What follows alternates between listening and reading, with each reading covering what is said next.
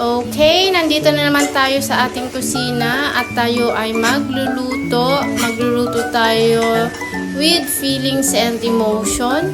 At ang ating lulutuin ay ang baby lobster.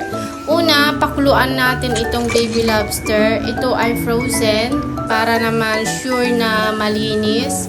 After mapakuluan, maggisa tayo ng bawang, luya, tapos lagyan din natin ng sibuyas.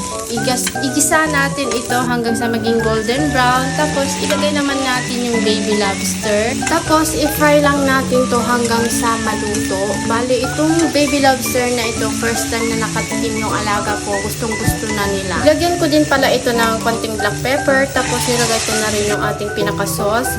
Yung sauce na ginawa ko, konting ketchup, oyster sauce, soy sauce, tapos konting sugar. Ayan, i-mix lang natin, haluin para mahalo yung mga pampalasa na nilagay.